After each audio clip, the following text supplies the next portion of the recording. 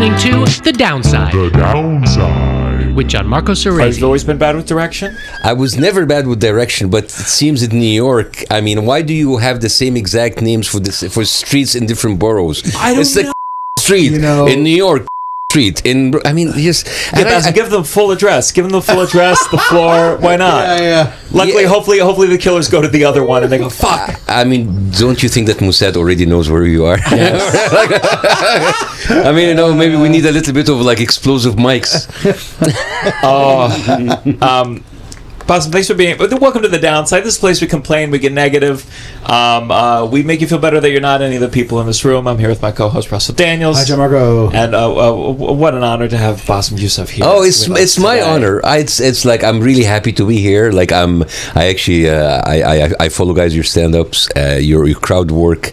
It is just beautiful. Thank you. And I learned so much. I met you in LA, and I was excited because I knew you were going to be there, and admittedly, I would go like, "Okay, I'm going to do my really good Israel joke on this show right now." So thrilled to have you here. What are you doing in New York? Well, I'm here for a couple of events and also to try my material in New York clubs. New York clubs are different. Where are you going? I already did the Brooklyn Improv. Have you been there? It's beautiful. No, it used to be the second city. It closed. Now, I haven't been in the new one. The new one. Yeah. The new one. It's now it's improv. only like a few months. I played it. It's beautiful, man. The space is beautiful. And I did the Secret Comedy Club. Oh, Top Secret. The Top Secret Comedy Club, and I did the stand. And here's the thing: if you Google the Top Secret Comedy Club, it's his face. Really? Great. I've performed there once for free, and I'm glad they're using me. Wait, what do you find the difference between LA and New York? Wait. I just like Top. Please show it to me. Secret Comedy Club. So you see here. Oh yeah. That's insane. Insane. You're in the first image research. Okay. All right, Top Secret, that's fine. Keep giving my boy Ty Colgate some spots. Ty Colgate, my opener on the road. I'll take all the ones he says no to. Yeah. Oh my God, I've been trying to do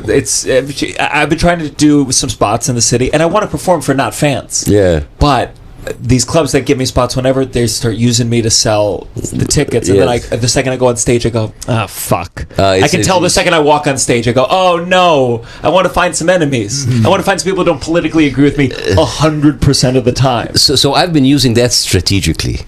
So when I work on a new hour, I deliberately do not announce where I'm going.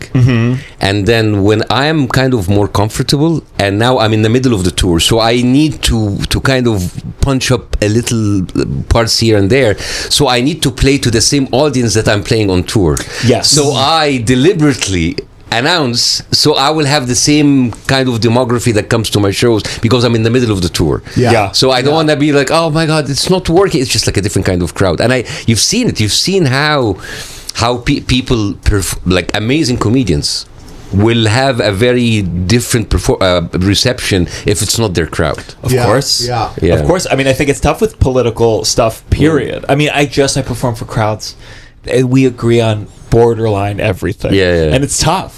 I want to get the person who disagrees with me to laugh. Yes, exactly. A little. Yes. But then you risk all the other shit that it's risky, and then you start to question yourself. Is that bit working? I remember seeing you one time, though, it was a few years ago, where we was in Connecticut at that, what's the casino? Oh, Comics Mohegan Sun. Yeah, and it was definitely more a mixed crowd in terms of, and it was really funny because you did it was smart. You did some stuff that you thought a mixed crowd would like, and then about halfway or so through, you did a story about getting your dick sucked or something by a man, and you felt some of the room go, oh, we liked him. What? Like, it was confusing for them. Well, is that not the challenge of persuading people? Is you got to get them to like you first before you challenge their views. It was musical theater sleepaway camp. I couldn't get hard.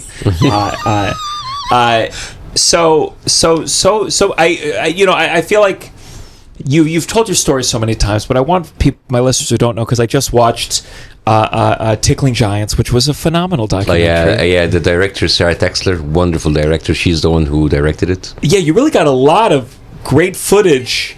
Especially when you're sad, I'm like, oh, there's pretty good camera angle of you being sad walking in the snow right now. Yeah. Did you just have someone? Did you know from the beginning? Oh, this is going to be something. Oh no. We I think Sarah figured the documentary as it went along, and the thing is, at a certain point, she had to end the show, the movie, and the movie was ended on a low point that I left my country behind, and then I'm walking the streets of Boston as it snows, and it was like a downer. You sued for 150 million pounds. 150 million pounds, and your father passed away in a car accident. You couldn't attend his funeral because it was in Egypt. Yes, and then like I left all that behind, and then I'm just like walking in Boston, and such a downer. I was like, oh, when when at the end of the movie it's not a happy ending, and then it's like maybe this should have been whatever, it was very corny, but and now I have a revival. I should have like Tickling Giants too. Well,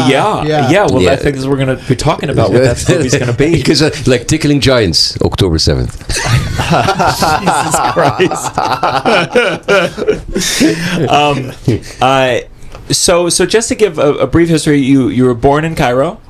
You were a heart surgeon. Yeah. And you taught salsa? I taught salsa and a bit of Argentinian tango. So when I was in the beginning of my residency, before I started, like there was like a small gap between my internship ending and the residency. So I saved some money and I went to Miami in 2001. Wow. And I went to a school that teaches Rueda de Casino, which, by the way, I'm happy actually to show you like a performance that I just did last week. But anyways, I took the classes, and then I went back and I started teaching while I'm being a resident, a cardiothoracic resident, and I came to a point where I had the biggest salsa school in Egypt, in Cairo, and sometimes I would have 70 people coming for the class. And there's a little bit of a story that I missed. I went 2001. My return ticket from America was 17th of September 2001. Man, no. But then you could have saved so much money on that ticket if you bought it later. Exactly 10 days before my money ran out. So I went back like 9th of September back to Egypt. Oh my God. And then you're back, you're jet lagged, and then I found my mom like wake up. I said, what? It's like she doesn't say a word, and she takes me to the living room. I watch television and I see the Two Towers. Yeah. And it's like, and the mom was, you were going to be there. Thank God you're here, Habibi, you're here. And that was like my small little, and I was in Miami. This is where they trained. They were at your salsa school. That maybe. That's why they failed. Anyway, so I went back and I continued doing medicine while teaching salsa on the side. And then in 2007, I discovered Argentinian tango, like heads over feet of tango. They call it the tango bug. And I spent like years just going to tango marathons, tango festivals. This wasn't in the documentary at all. Yeah, I know. I think it's too... Okay... were you an ambitious kid? Were you always this? I mean, you're moving a mile a minute. The fact that you opened up a fucking school is insane. No, this is because I hated medicine so much that I needed an outlet. But also, I did it for the girls because I was a late bloomer and actually being in a position where you're a salsa teacher and a heart surgeon, chick magnet, baby. So it was more of like I was compensating for all of the years of being a nerd and not wanted and rejected by every single girl that I You were a late bloomer. You were like an awkward kid. I not that awkward. I was in there. I was good in sports and I was good in studying, but I had no game, and so I was I went through rejection a lot. So I took my revenge when I became a salsa teacher. So becoming a surgeon, was it just is that what you expected to do? Oh yeah. Did you have any passion for it at all? No, I mean I made myself believe that I had passion for it just to survive. But I kind of like, in a way, I went out of high school and I said, all right, at least I'll have something keeping me busy studying, so I don't have to go into like a social life where I get even more rejected. So it's like I can't go out because I'm busy, I'm studying. But deep inside it's like, okay, maybe this will kind of alleviate the pressure of being rejected. And Because my mom and my dad, they were like middle class. My dad was a judge. My mom was like a university professor, and they would just like scrap and work so they can put you in expensive schools, and then after all of that, you said, all right, I'm just gonna like I'm gonna take a year off. I'm gonna like maybe do some liberal arts. Like, no, you're gonna be a doctor. Mm-hmm. We didn't invest in you so you can study something that we don't understand. Yeah. Were you a good surgeon? Yes, on paper and on practice, I had I had the top grades. I passed all of my USMLE exams. I was accepted in the fellowship here in America. So on paper and on practice, yes, but I was a heart surgeon, but my heart wasn't in it. Mm-hmm. Mm-hmm. Did you do? My dad had a quintuple bypass 3 years ago. Ooh. Now, is that something you would have done? Yeah. Oh God, it was stressful. Yeah. Were you so? What was your bedside manner like? Were you a funny doctor? Very much. The patients loved me. So I just had a surgery. I had a vocal surgery. Okay. You had nodes? I had a polyp. Oh yeah, polyps. Yeah. I'm weeping. You're walking in there pre-surgery. I'm sobbing. It's clear that I'm having a meltdown. That's me pre-surgery. Mm-hmm. It's been a while since you've had a surgery. Yeah. But I feel like we're similar. Yeah. It's been a while. Is that a hobby? No, I had an appendix out when I was a kid. When he was a kid. Okay. But yeah, I've had 2 as an adult. Both times I'm ready to die. I'm thinking out the will. What was your approach? Did you have? I mean, you were probably dealing with a lot of older guys. Yeah, in the 50s, 60s. Well, there was no approach. There was always like keeping it light. You listen to them. You listen to your concern, and then you don't want to be too funny or too bubbly if the mood is down. You have to step them up a little bit, and then sometimes it's not the first time. Like the first time you're being very courteous, you're being very respectful, but then as you build trust, you start like now I build a familiarity with them. Yeah. Mm-hmm. Yeah. Is stressful because you have to show you can't be cranky. You can't if you yawn. Yeah. I'm gonna go, oh shit, did you just yawn? Are you caffeinated before these surgeries? Are you like fucking, what if you had a bad night's sleep? Do you ever go, I shouldn't do this? Or do you just every time? No, you have to. But also there's a trick by surgeons that they do to treat the tremors. You know the tremor? Yeah. Beta blockers. It helps. Yeah, beta blockers. Yeah, it helps. It helps. It's universally known. Propranolol is known for managing anxiety, like performance anxiety. And it like the tremors. You know, I used to get them on stage. I had a friend who was like, "You should try this," and I'm glad I didn't because they went away.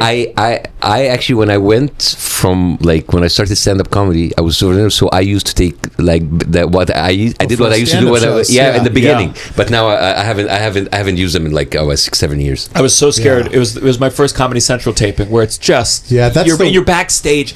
I love when you can be on stage a little bit, adjust, but then when you're backstage and you go on like this, it's the worst thing when you like.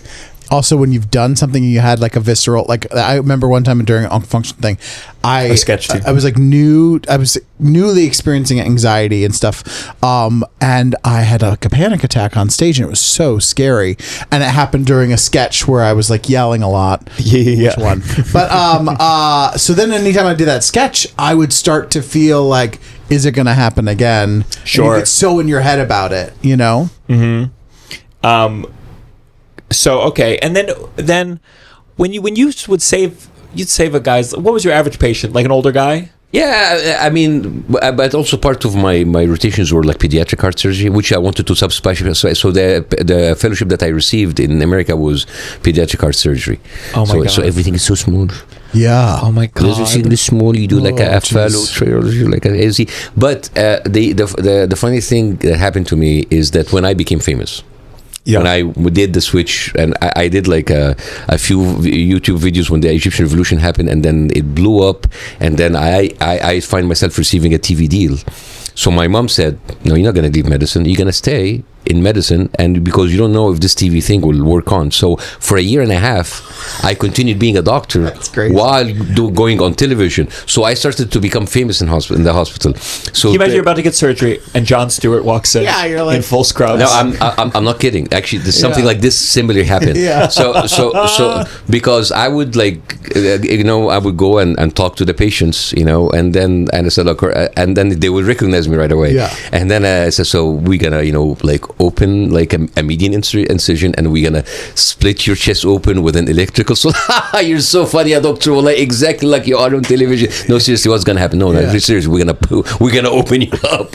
And it was, and then at a certain point, like, you know, I don't think they trusted me, because there was one point where I was on a what you call that grand round. So that the head of the department, and with all the professors, associate professors, attending. I was an attending doctor at the time, and then, you know, the residents, and we go in, and we're about, like, you know, 15, 20 people, like, going around, and there's a certain point one patient, and the resident is presenting the case, and the old professor sitting down, like, looking serious. It was, I remember the guy he needed an aortic valve replacement, and then the old guy is looking at the faces, and then he locks eyes with me. It's like,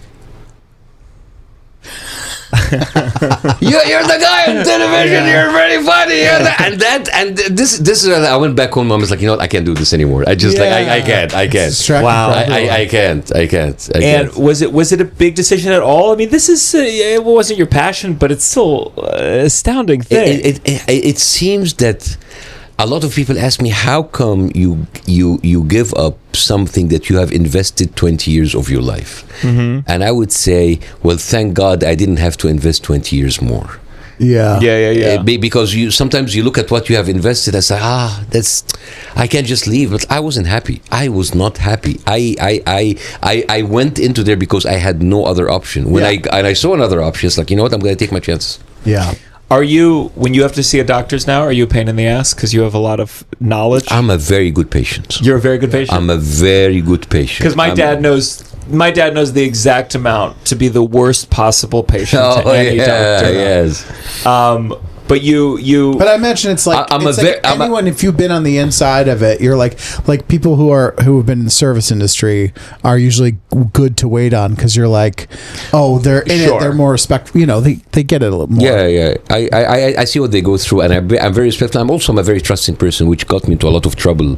But I'm a very trusting person. Have you had heart surgery? Like myself? Yeah. No. If you had one, would you be like, I want my friend to do it? No, I will go for the best one.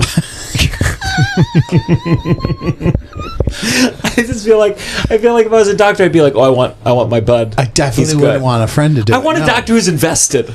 No, because then that makes them more nervous, or, you know, I don't know. It's a lot of pressure on your friend. I will use the connection of my friend to get me, like, perks inside the hospital, like before and after surgery, because, like, the real pain is the bureaucracy around it all. Yeah. So if they can streamline this, sure. Yeah. So just to kind of go through the documentary real quick, but so the revolution happens. You start making your show, and then forgive me, the president's name, Tsitsi. First there was Morsi. There was a Muslim Brotherhood in power, and under that I was there. There was a warrant for my arrest, and I went there, and they interrogated me, which was the funniest thing ever, because the general prosecutor were asking me to explain my jokes, and we had it was a 6 hours conversation, and we went through the jokes, and actually I talk about that sometimes in my special, my stand-up, and it was the most ridiculous thing, because the police officers were there, but they were fans. So they were like accompanying, but like every time we had a break, they would like take pictures with me, and then like someone would come with me with like, it's like, you know, like, I like this joke a lot, and he showed, it's like, I was talking about my kids tomorrow, yesterday. It's like, I'm gonna see Bassem Youssef tomorrow. I'm the one who's gonna put the cuffs in his hands, and and it was a really funny thing, because there was a general prosecutor and there were junior judges from the office of the general prosecutor, but they were all fans. And every time the general prosecutor asked me something, and I would either answer, we're discussing jokes, so I would say something, and then they're all laughing. Yeah. What is comedy in Egypt before? Is it being imported from other places, or like what is comedy, satire? Egypt is the Hollywood of the Middle East, because we had cinema very close to the same time that America and Paris got their cinema. We got this talking movies 2 years after America. Oh wow! So we have Egypt has a very, very solid theater tradition.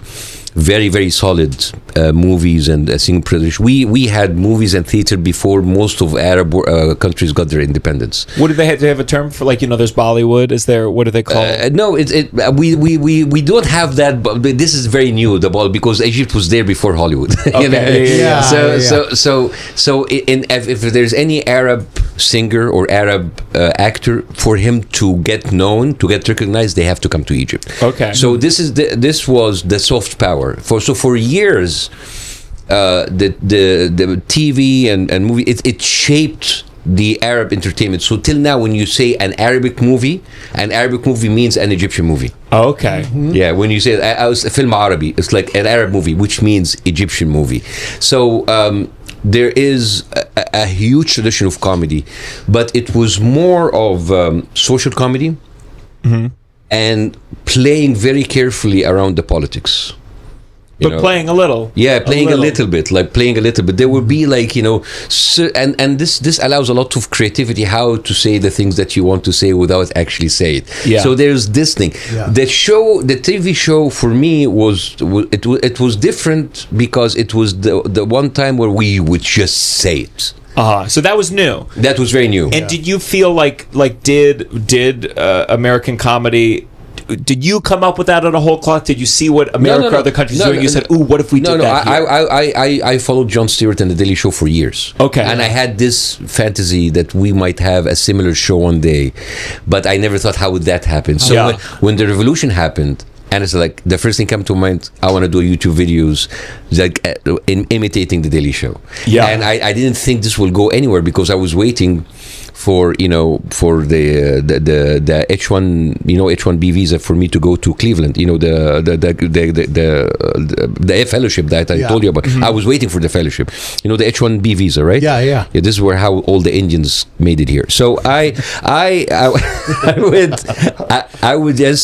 was waiting for these papers, and it's like, all right, the papers are delayed and now we have a revolution. I don't like what the state-run media is doing. I'm going to make fun of it, like I saw on the American television. Yeah. And I didn't think it will go anywhere. I thought, like, okay, maybe someone would discover me a year from now when I'm in Cleveland. Yeah. So when I come back, I might be a head writer on the show. Got it. Yeah. Got it. So that would I have a proof of concept. I can maybe do a show and I can be one of the writers. Yeah. And then suddenly I'm the host. Yeah. In 6 weeks. 6 weeks? How often, like in that 6 week period, how you're putting out every day? No. I only did seven videos. Seven videos racked about 5 million views and 5 million views. At that time, that's 2011. Yeah, and I tell every new comedian, they go, where should I start? Should I go to New York? Should I go to Chicago? And I say Cairo. Yeah. Go to Cairo. It's crazy. 6 YouTube videos. Yeah. You're the Jon Stewart. You can still be the Jimmy Fallon of Egypt. It's great, but you understand, there was nothing at the time. YouTube 2011 was not even monetized in the Middle East. Yeah. We didn't have monetization. YouTube, I understand. YouTube started 2005, 2006. This was new. YouTube was not something, but it was a new media. People lost their faith in the state-run media. Mm-hmm. Suddenly they find this thing. I say every day, I do not deserve where I am. Because I was propelled by forces that is outside of anybody's control, and you cannot replicate that.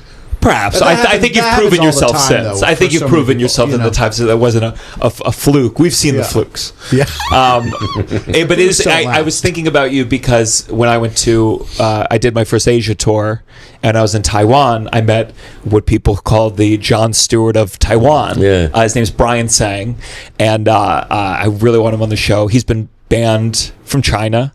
He had a Mao Zedong joke go quite viral in Mandarin, and it's great being in India and someone's like, this is the Jon Stewart of India, and I feel like you were the first Jon Stewart of blank. And I started the epidemic. Have you so then the Muslim Brotherhood Yeah, so the Muslims tried to shut down the show with the prosecution, whatever they couldn't.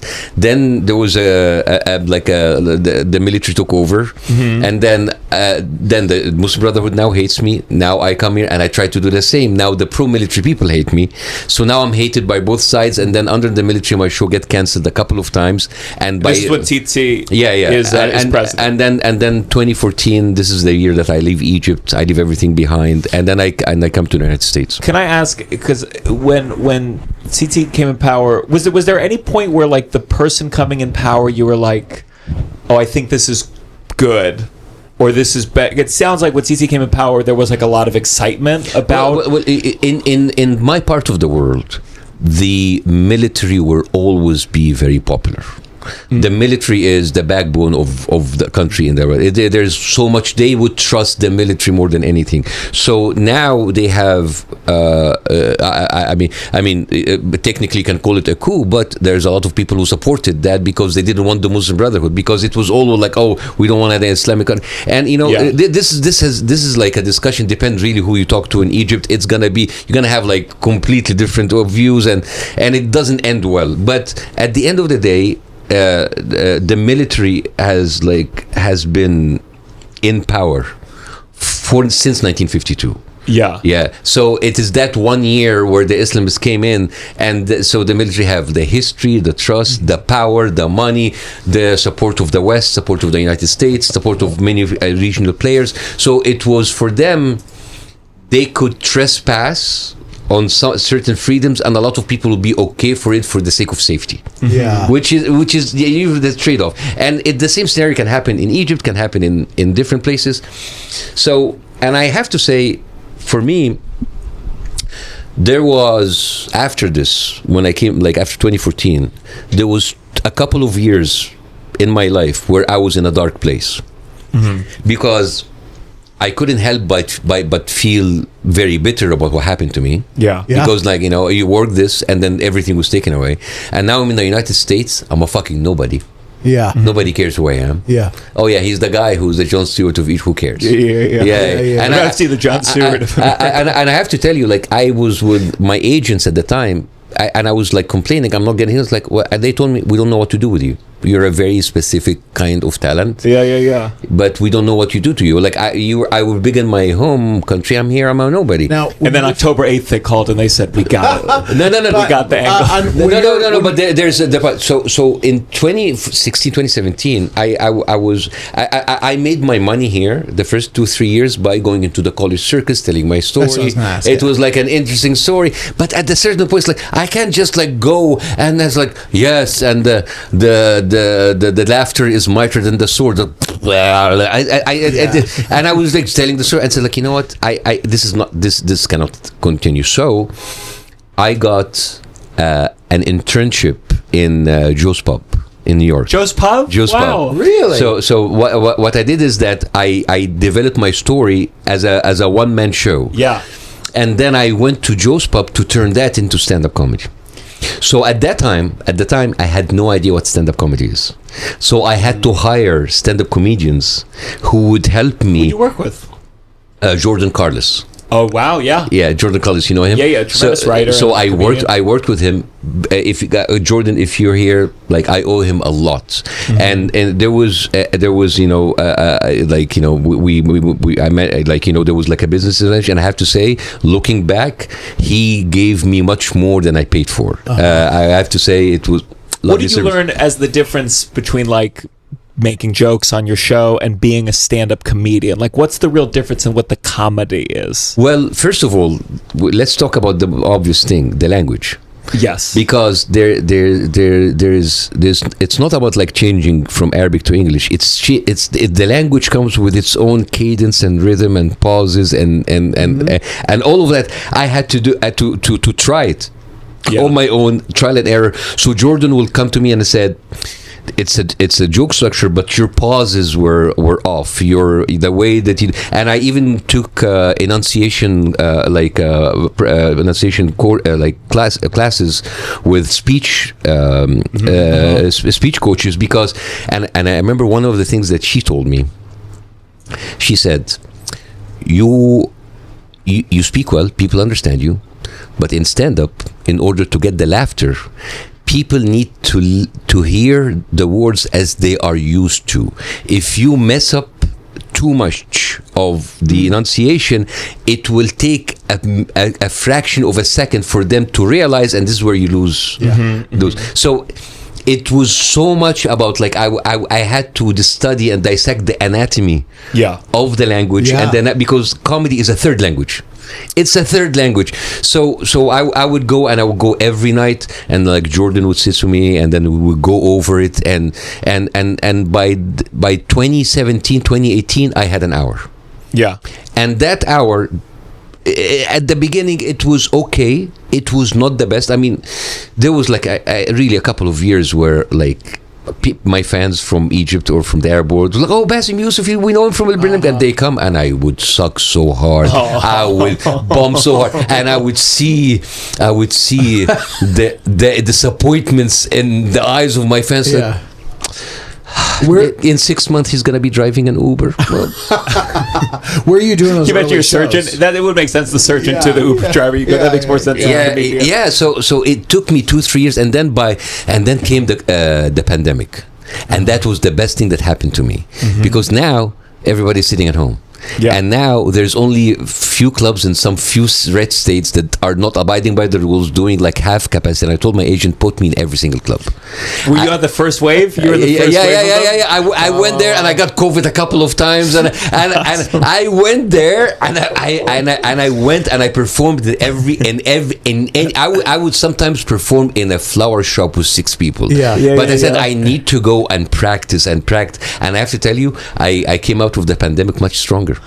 Good. I'm glad. I feel so fortunate.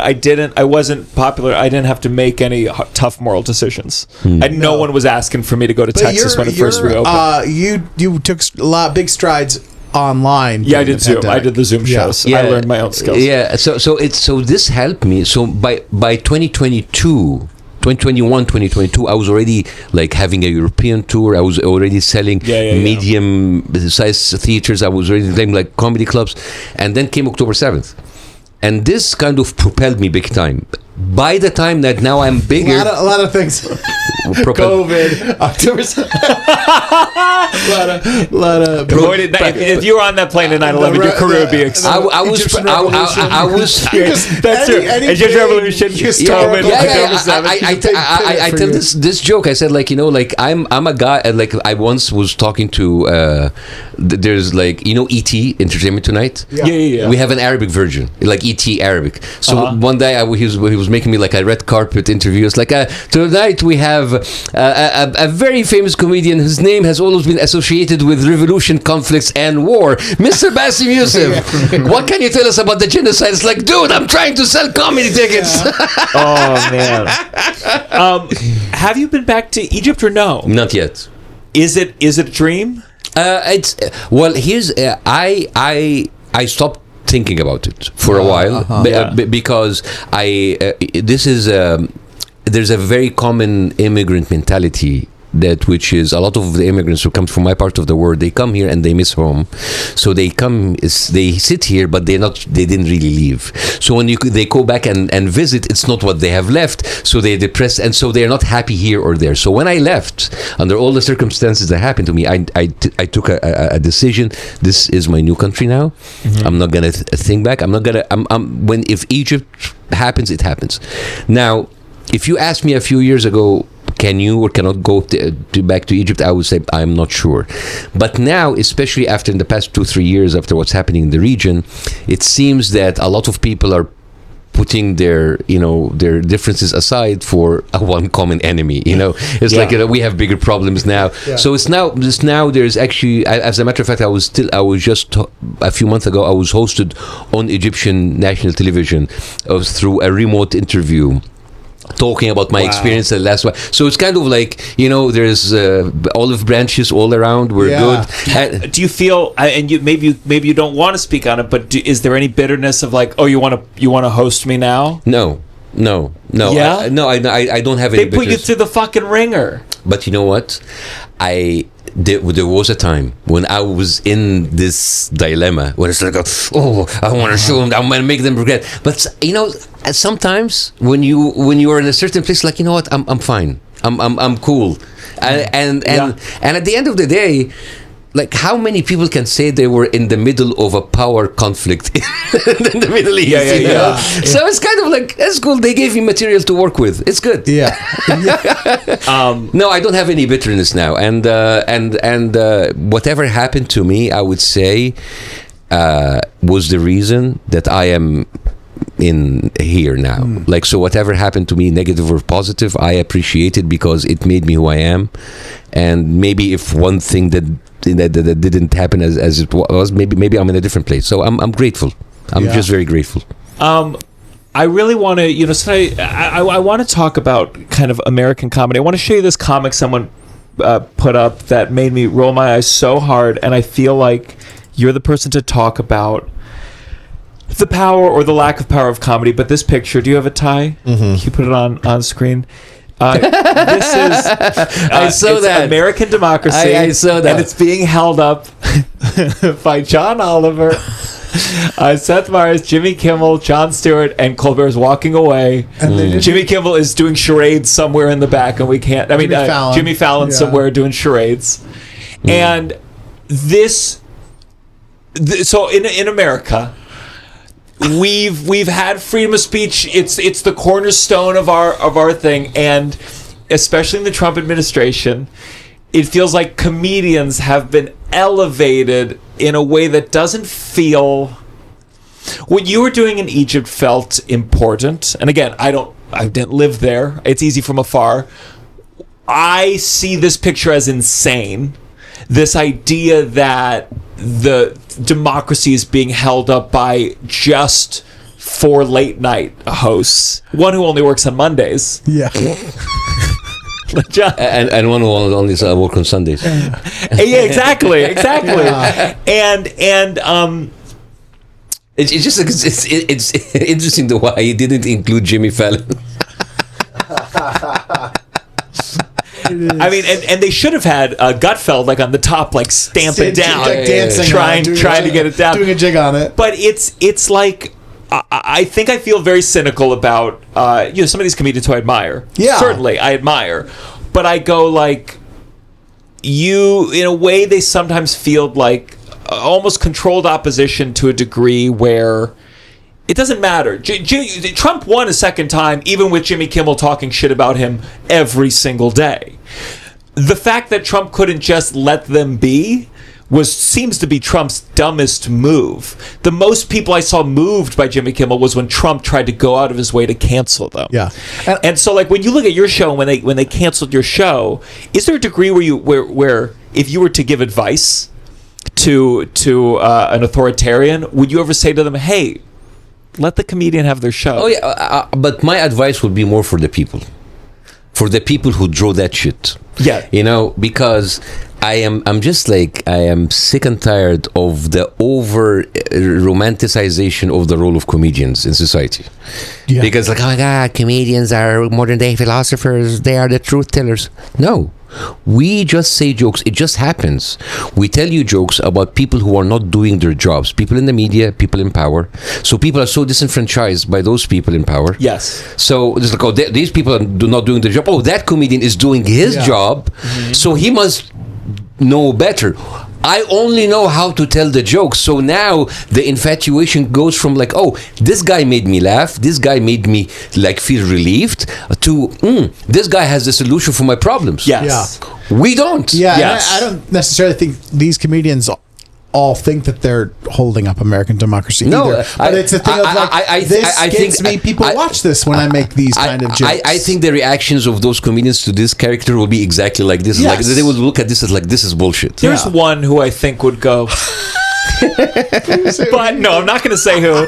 But I guess in a way, it's like when you were doing what you were doing in Egypt, do you feel like you wanted to do something was important, or do you think that you just wanted to do comedy, and they made you important by trying to suppress you. You became to represent something. I think it's what do you call it? It's self-fulfilling prophecy. It's something like also, first you feel something of, you feel this is important. I need to speak about it. I need to speak about it using humor, and then it resonates with people. So the reaction is just like it's exaggerated. So you now want to give them more, and then you go. It's a cycle. It's a cycle, and then you find yourself, people coming to you, you are our voice. It's like, fuck.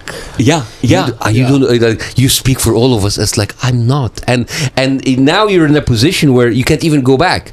And like, I wish I would go on like a comedy night and I can just like say dick jokes. And I wish I would just like say stuff like every day of like bathroom humor, if you want to call it. But I can't because now it becomes my brand. And if I go away from that my brand, it's the people who follow me for what I have to say about the important stuff. I know one of the things that did make me, it had a moment of pause, is a woman came up to me in Philly, and it was her 60th birthday, and she said, "Thank you for not doing Riyadh." And I thought, oh no, that's not. I want you to think I'm funny first and foremost. But if you think of me as like a moral, or like morality first, that makes me nervous. I'm gonna let you down eventually. I was very triggered by the whole conversation about the Riyadh. I know we have different views on it. Yeah, I know. We respectfully disagree. I think it's. I sometimes think the conversation becomes about like performing there in general. My qualm is, I think the association with politicians or leaders or authoritarians in general is compromises your comedy. I don't like it. I've said many times, I don't like it that they had Biden on these shows. I wouldn't like it if you performed at a Trump inauguration event. I'd find it gross and call it out. And I think with Riyadh, it was very much it was a very paid for, gigantic, look at all the American comedians. They can all be, most of them can be purchased in one big package, and it's going to be performed as like a government event. I think comedians performing for like government events grosses me out. Well, does that include performing for the troops? I don't, truly, because I've never, I know. I have. As an American, I've never been asked. I know, but it's tough. But here's the thing: you, Gianmarco, you may are pretty much entitled to that position because you will not do the troops. You will not do that. My problem is that a lot of the criticism came from people who are blinded to exactly what's happening in the United States, because everything happens in propaganda. When an NBA team wins and go to the White House, that's propaganda. Yes, when an NFL team, when comedians, when celebrities go to the White House correspondent dinner, that's propaganda. Of course. My problem is like, our propaganda is more moral than theirs. Yes. And also many of the criticism about the Red Comedy Festival come from people who for years said like, we need to spread American values and democracy. Well, you have American comedian talking to Saudi people, and they are filling the stages for Dave Chappelle and Bill Burr, and in a way getting them closer to your culture. Isn't this like a little part of it? So, and also I find that comedians are always the easiest target. Mm-hmm. A comedian is making a living, and he's doing there as a guest in a different country. I don't see. Some of these comedians had a lot of money. I would say like we can't just. Work is work is work. I also think this is also in the context of like so many comedians in America complaining about cancel culture and leading to Trump being elected, and then watching Dave Chappelle go over there and be like, you can't even talk about Charlie Kirk in America, and it was this weird dissonance of like. No, but you're completely allowed to dissect this individual jokes, but is it in general? Yes, some of the stuff that maybe we can discuss, like if this is too much, but the fact that I didn't perform in Saudi. But if I got an invitation, I will go, because I perform in Jordan, I performed in Lebanon, I perform in Germany, which is a country that is supporting genocide.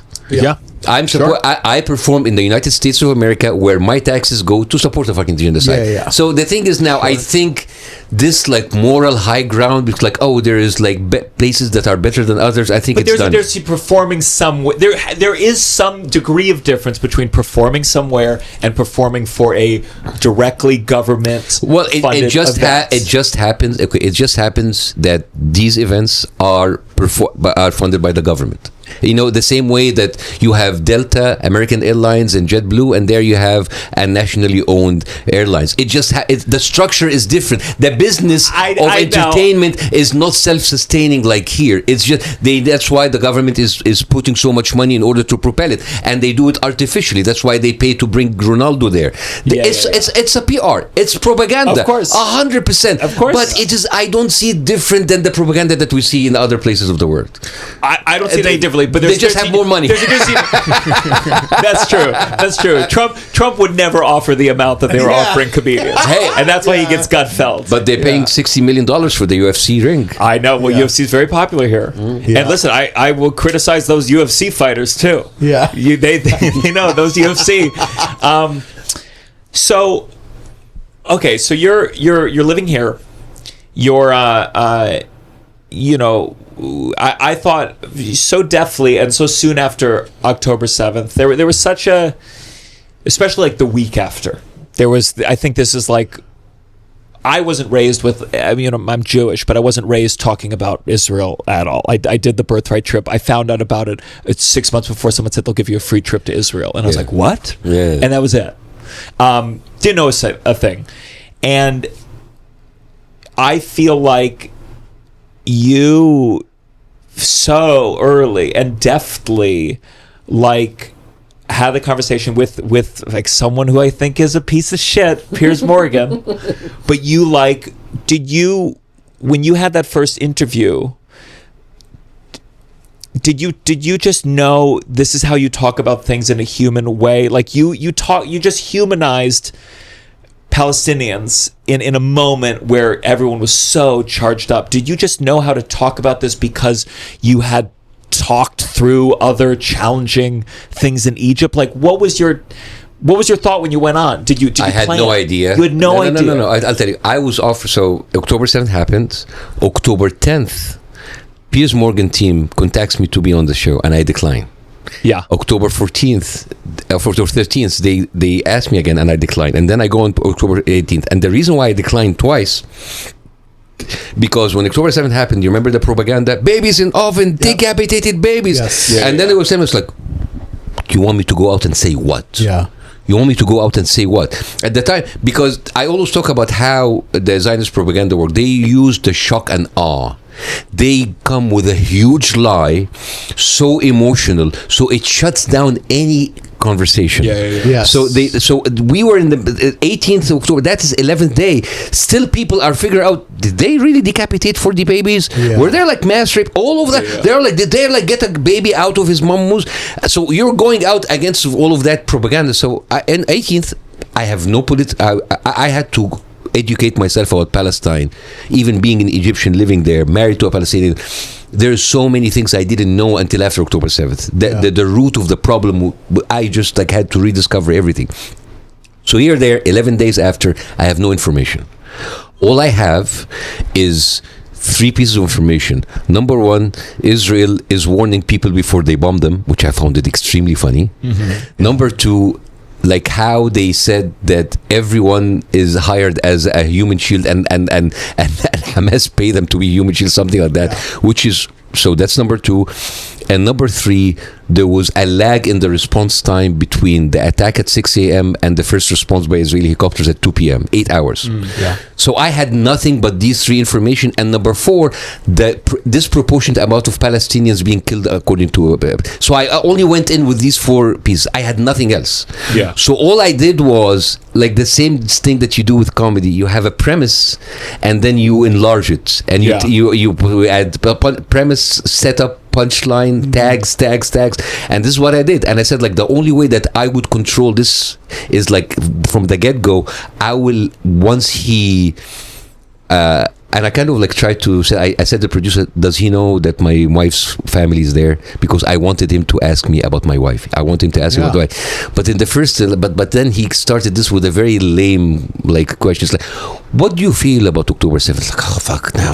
So I kind of, so the beginning is like, well, you know, and then I kind of like split in there, like my wife is Palestinian, and then I said like she's using our children as human shields. So now I changed the tone changed. Yeah. And then I just went on a thing. It was like, oh, like my wife's cousin, he's a loser. He tried to get a job as a human shield. He can't get. You know, so I was, and I was like, okay, so now Israel like warning them before. So if Putin started warning Ukraine, you were cool with Putin. So all I did was use the pieces of propaganda and just make it sound ridiculous. Yeah. I had no real information about what's going on. Yeah. So I only just poked hole. It was a hard time. There was a lot of. I got in like a big argument with my friend because they were, they put up flyers of the hostages in Brooklyn and New York and whatnot. Yeah. And I didn't find a single one. And it was like this. I got an argument with a friend where it was like, I was like, this is propaganda. And at the same time, the counter would be like, these are people who are hostage. I mean, it was tough. It was tough, and it was like yes, but then I counter and I go, well, we don't have enough paper for all the Palestinians who have been killed, let alone missing.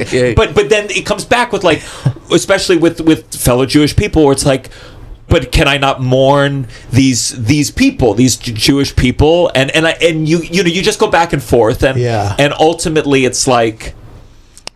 One person saying like I care about these people, saying I shouldn't care, and the other person saying like, do you understand numbers? Do you understand the scale of things? Do you understand that you don't care about this other thing because you don't know what they look like, you don't know their names, you can't even say you don't know anything. And it was just an awful. It was no winning the argument. No. It's the mentality of the hero in every American movie. The American movie kills 1,500 person and they are nothing, and then he gets injured or his wife gets killed, and that's the whole. Or his dog. So numbers don't matter because those people because for years and years and years of propaganda, those Palestinians was reduced to terrorists, evil, savage Islamists, jihadists. So their numbers don't matter. So I need to mourn my 5 people, and I don't care about the 5,000 killed in front of them because they are parasites. They want to kill us. So this is why we would watch Western movies and see like how many Indians you would see being killed off the horse. But then the hero's friend get killed. Oh, that's the big moment of the movie. Yeah. There's one comedian. It's tough to make funny, but he was basically when they were doing the decapitated babies thing, where he was like, when a bomb goes off in a building, do you think the baby's head stays attached? And it's like that's the well, the thing is like terrorism is a function of proximity. Of course. You know, like if I go into a bus and I stab you with a knife, that's a terrorist. But if you go like F-35 and you bomb like a whole neighborhood and you kill 200 people in a building, that's war. That's war. You know, like Peter Ustinov, what he say? Like terrorism is the war of the poor and war is the terrorism of the rich. Yeah. And that's why with Americans, that's why they go, didn't Biden say it's like 15 9/11s or something like that? It's 15 9/11. You bring it to 9/11 because for Americans it was such a shocking thing. That's what you always try to resonate with Americans by bringing up 9/11. I remember sometime where I was somewhere and I was in a bar and someone was talking and they were like, they're talking and they're just, it's propaganda, and you're like, you feel like this whole thing was such an eye-opening thing, and you're like, and I said something and it was like everyone was like, you are God. What'd you say? I was just like, well, we can't act the way we act and then be like, well, how did 9/11 happen? You're like, you're like, it's so from this mentality of an American of being like, we can just do whatever we want over the world. You need the victimhood anchor. Yeah. You need like the victimhood, like 9/11, like the October 7th, in order to have the freedom to do whatever you want. Yeah. 9/11, no matter who's responsible for it, right? We went to 2 wars with 2 unrelated countries, Iraq and Afghanistan, spent $20 trillion or whatever, killed so many Americans, and it's like, okay, so did you get your revenge yet? Yeah. So did you mean, like, when you think about, like, your career and what you want to do, and you're touring as doing stand-up comedy, like, do you feel, suddenly you're dealing with news people, and you're being asked, and suddenly you're a voice, and a skilled voice, do you like being important? Who doesn't? But there's a responsibility with it. Exactly. I'd rather be able to be silly all the time. I wish. I told you before. I wish, but I can't. It's like there's no return for me now. There's no return. I wish I could go back to the silliness, but I can't. But you have to remember, since my beginning, it was related to a revolution. I was put into that, like, mold of, you need to be important, and you'll be judged differently because now you are representing something bigger than you. So it's restricting, very restricting. Very restricting. Because I definitely hit a point where once in a while someone come to a show, because there were a lot of people who resonated with a joke or tear about Israel, and they come to a show and they were like, I was hoping you'd talk about Israel more or something, and there was a feeling of, like, I don't have a new angle. Like, I told you the best joke I had, which was like a twist, because I don't want to be preachy. I have my own comic rules of, like, I never want to feel preachy, and I was just like, I'm sorry to disappoint you, I just don't have a new bit yet that I think is funny. But you see, this also tells about the type of people who come to you, because there's the comedy folks that will come in. Okay, I'm going here, have a good time, and there were people who watch your videos and some of the jokes that resonate with them, and they come specifically, and I as much as of a pressure that this would pose on you, but you have to remember, where do they come from? They come because they're watching the media, and they're not telling them what they want. They're watching the media, and they see the media lying, covering up, and then they see someone bravely use humor in the most skilled way in order to just encapsulate the propaganda and the shit and the lies that they see every day. And you did it beautifully. I need to have more than this. So basically, it is out of need. It is not out of entertainment. There's a person who coming to you for the entertainment value, but there's people coming to you for the need. It's like, I need someone to make sense of what I'm seeing with my own eyes, and I'm being gaslit every single day. And you putting it into words that make it more sense. For sure. I also think I have a lot of people that introduce me. They go, I'm an anti-Zionist Jew. There's a lot of Jewish people, like, desperately looking for places where they can be Jewish. The connection. I mean, yesterday I was comedy club hopping, and I was going around with 3 Jewish friends. And one of them is Israeli, and he is anti-Zionist, anti-Israel 100%. And those people, I sit with them, I feel the pain of being lonely in their community. Like, I was talking to someone, like, she was kicked out of her synagogue because she basically, like, the rabbi was saying stuff that is pretty much pro-war, and she objected, and then it's like, now she can't go back to the synagogue, and there's so many of those people, and they feel lost, and they feel excommunicated, feel like pushed away by their community, and now they find comfort in coming to someone like you who's Jewish like them, who share the same. That's why you see that it's like, hi, I'm an anti-Zionist Jew. This is how they represent themselves. This is 3 years ago. That would have never crossed their minds to introduce themselves these ways. Because now they see Israel stealing their identity, hiding behind their identity, doing horrible atrocities behind them, and they want to distance themselves, and they don't know what to do. I've said, but it's like the anti-Semite and the Zionist, they both have in common is that Jews mean you support Israel. They both believe that 100%, and it's crazy, these two ends of the spectrum. Gianmarco Soresi, the anti-Zionist. Jim Gaffigan, the first time I met Jim Gaffigan, he was female, and grab a show. He said, he said, the anti-Zionist.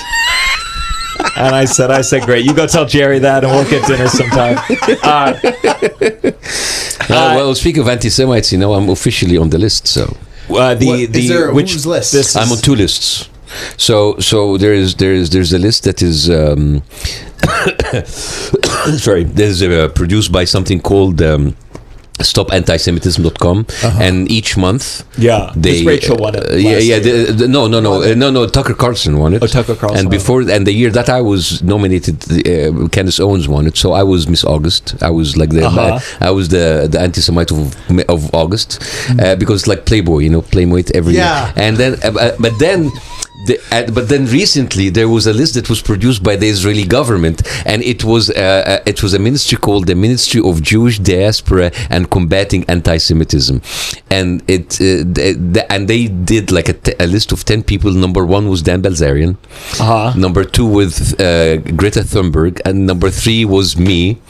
So can you see, like, Dan Bilzerian, Greta Thunberg, and me? It's a very DEI, very diverse list, and it's living. Greta just living. And this I can't believe it. And this is by the Israeli government. Now, here's the thing: in Tel Aviv University, there is a department called the Department of Combating Anti-Semitism, and that department said that the Ministry of Combating Anti-Semitism is a useless ministry that was created out of spite, and they need to stop it because they're not doing a good job. So basically, the experts on the anti-Semitism told the people who are responsible for combating anti-Semitism they're not doing anti-Semitism right. There's that list.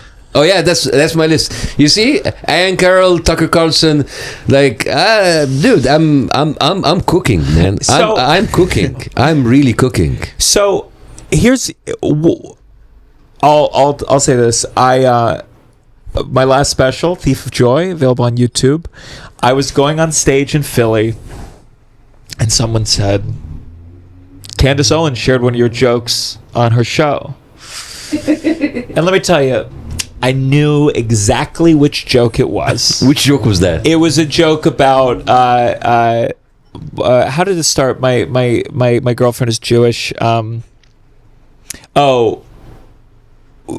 got to a beach. It was hot, and she was like, I was talking about how I like Passover, and I was like, how did Jews go from crossing the desert to being known as like this, like, kind of frail or whatever? And then I went to the beach with my girlfriend. She was like, oh, it's like a desert out here. And I was like, oh, Jews have been exaggerating the whole time.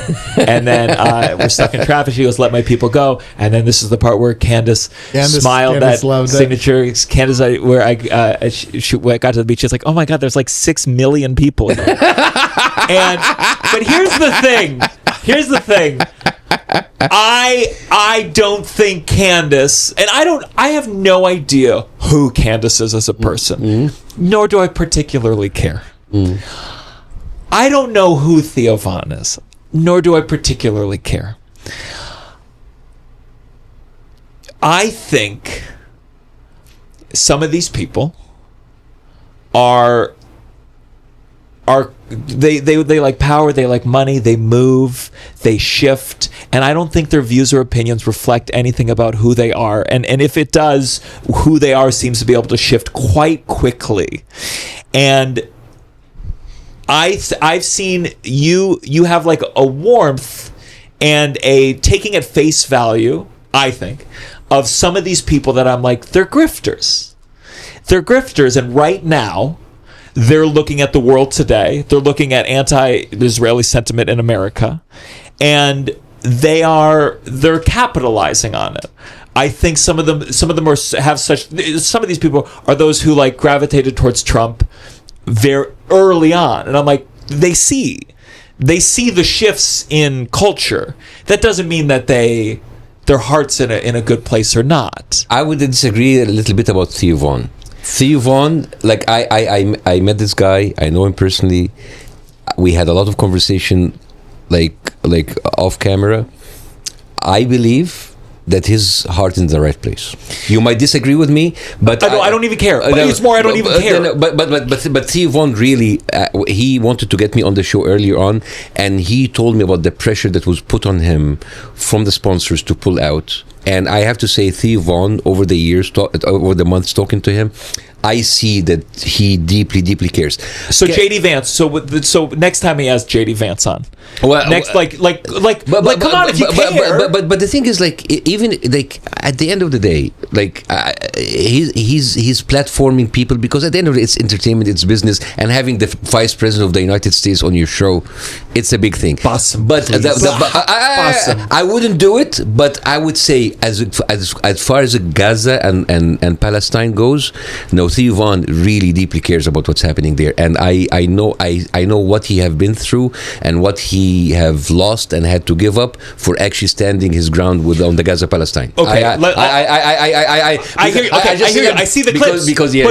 But then why would you have the vice president on a second time? Why would you go like, when he's like, I gotta have you over to my house? Why? I mean, I could go past that to like, the Sam Altmans and these other fucking tech monstrosities of people. It's not even that I go like, I don't think a person cares or has a heart or is moved or cares about Palestinians. I go, surely, if you're intelligent enough to operate in this industry, have guests, court them, have them on, make a good show, you can understand that to have a vice president on or to have Trump running again, that you are literally becoming propaganda if you are not having them on in some kind of challenging manner. Yeah, I mean, and it pisses me off as an American. I mean, talk about like as an American. I go. You contributed to Trump.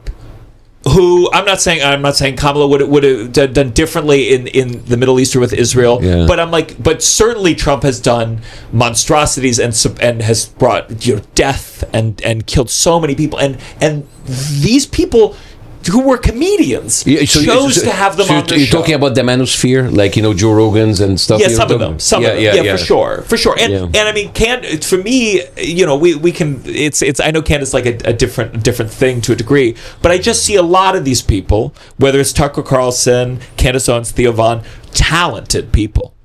I'll recognize game. They are very good at, and like we can talk a lot about Piers Morgan, but he is very good at what he does. Great. I still watch the clips. I hate the fucking guy. I still watch these fucking debates. That guy does. But okay, here's how I will look this way. I mean, I would not push back on whatever. Like I think these are good points. But I think now I'm started to separate the people from the platform. I would say use the platform as much as you can to push your message, even if you don't like the person on the platform, because that's the only way. These are just like megaphones, and that accentuates your voice to reach people that they might not reach. Because you can, like, imagine, like, okay, if you got an offer to be on any of those podcasts that you don't like, what do you have very strong opinions that would you take it? Candace, no. Theo, it's never going to happen. I think I would yell about it the whole time, but probably no.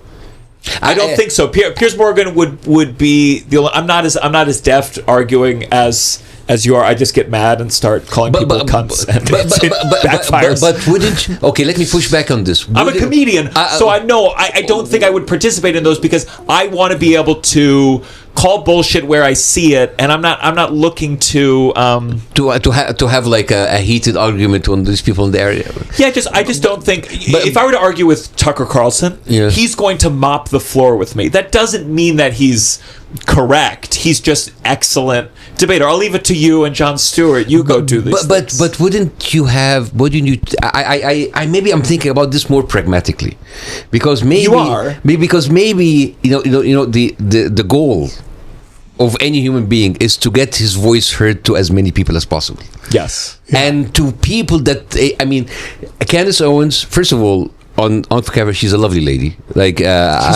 she's lovely. No, she's a lovely lady, and she hosts me in her house because this is where she shot. Rich people are nice. Trump would be a lovely man.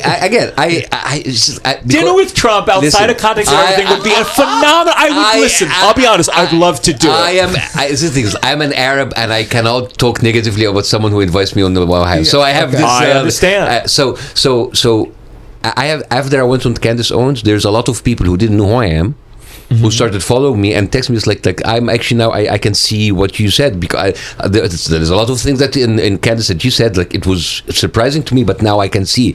So for me, yes, you might not agree 100% because you will never agree with 100% with other people. Yeah. But it's not even agree, boss. It's not even agree. It's I think she's a grifter. I think she's a grifter. And because I want to make sure I got all my, these are some recent Candace Owens thing. Okay, I got it right here. In July 2021, Owens announced the launch of a device called the Freedom Phone, which sold for $500. It turns out it was a Chinese smartphone available for $120. February 2025, she announced working on a media series titled Harvey Speaks on Harvey Weinstein. She says she's been in contact with him by phone and that he was wrongfully convicted of rape and sexual assault. Candace Owens, to me, is she'll just say a slate of fucking shocking things, sees what sticks, and rides it. I don't think she left the Daily Wire for anything other than she was like, this fucking thing's going down. Ben Shapiro is not the mastermind he is. He's doing reaction videos. If that's true, then she's a clairvoyant. She's so happening ahead of time, because nobody saw it, I have to say. Nobody saw like the downfall of Ben Shapiro like that. Yeah, but that's what I'm saying. Marjorie Taylor Greene is not some voice for Palestinians. She's a rat on a ship who like saw where the winds were shifting and was losing power. But you know what? We come from completely different positions. Yeah. You're an American. You've been here and you see that, and I am someone who comes from a part of the world where none of the voices of these people were ever heard. And you know what? I'm not gonna kind of like poke, like, like attacks on those people as long as they help me magnify that voice. Yeah. I mean, you can call them a grifter, you can call them whatever, but that for me, I see that I'm a one issue person. Which magnified, and you know what? If it's done by people you call grifters, so be it. Yeah, I guess sometimes it feels like it cancels itself out because I don't have that privilege. Because if you're Theo Vaughn, and I've seen the videos of him talking about it, and you are, it is moving. It seems genuine. And you've seen him act, so you know it's but real. It seems genuine, and it seems like. But then I do think, from what we're having a hard time is, then seeing him then have JD Vance on again, and so you're like, so this just cancels itself out because you're trying to get the best of both worlds. For me, it doesn't, because that a few million views that happened while talking about Palestine was not even an option for me to have. Mm-hmm. Okay. Do you ever wonder about the coalition that's being built? Because in my mind, maybe you see the opportunity, but I go like, the thing about a grifter is they will turn on you. They will turn on a cause the moment it suits them.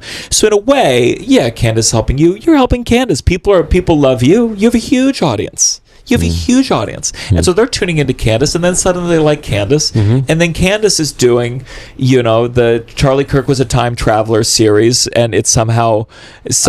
You know what? For me, I'm in a position now. The house is burning, and whoever can help me with a bucket, I don't care about what they do outside of that. Seriously, now after the house, like that, after we put on the, because I'm my issue is we are being occupied by a foreign government, and if these people would say anything in order to expose that, I really don't care what you do with your spare time. I'm in that position. Is there any resentment of the people who helped Trump get real? Like, I'm not. As opposed to you, I stopped having this severe reaction of Trump versus Biden or Kamala, because I think they're all the same. Well, no. Well, so, I'm with you there, but Trump is bad. He's very bad. But like when I got my citizenship in 2019, I was so excited to vote in the general elections and in the primary and secondary election. But now I see there's no point. I just this whole thing about Trump versus Kamala, Republicans versus Democrats, is, for me, it's like this is all a distraction. It's a game. Yeah. And because if you end up sucking Israel's dick at the end, it doesn't matter anymore for me. It's just like someone just sucked Israel's dick more politely than the other, but they do.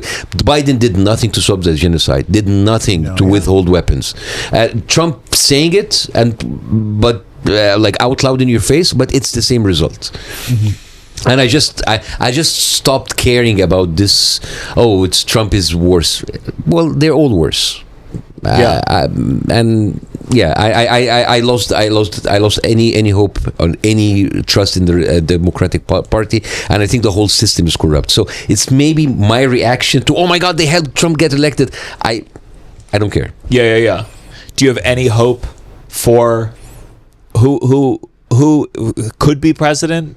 And who you would want? Is there anyone on the slate that you're like, that would be good, that would be different? I think who would be president? I think J.D. Vance would become. That's not my hope. Yeah. But I think the power of I've already chosen him to be president. He won't. He can't maintain power. Yeah. I think Marco Rubio. I think they're going to get him out of there. No, he's too weak. No, I think J.D. Vance. I think now we are like a tech crypto military industrial complex. Yeah. And I think these are the people JD's calling them. handler just fled the country, right? Like, Oh, did he? Peter, what's his name?